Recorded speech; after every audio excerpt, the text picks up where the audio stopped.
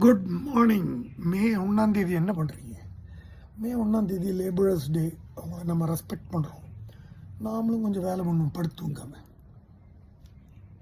Cleaning cleaning cleaning.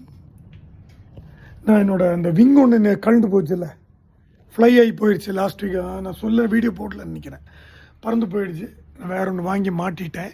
இதில் ஒரு சின்ன அப்கிரேட் இருக்குது பார்த்தீங்களா? இதுதானே என்னோடய ஃப்ரண்ட் விங்கு. இதில் ஒரு கூப்பிட்டு அப்கிரேட் இருக்குது. I will show you.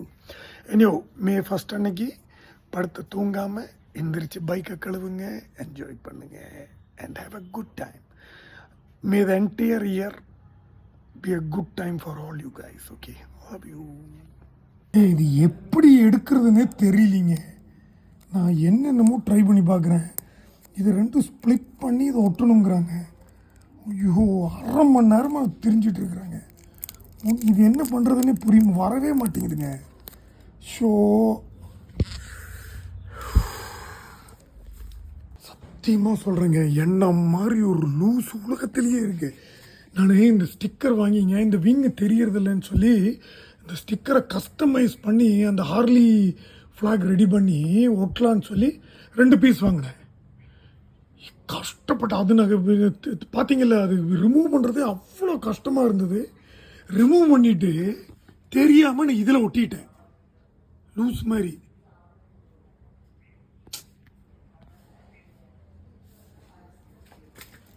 இப்போ இந்த விங்குக்கு என்ன பண்ணுறது, இதுக்கு என்ன பண்ணுறது? இப்போ இங்கேயும் ஒட்டி ஆகணும். ஐயோ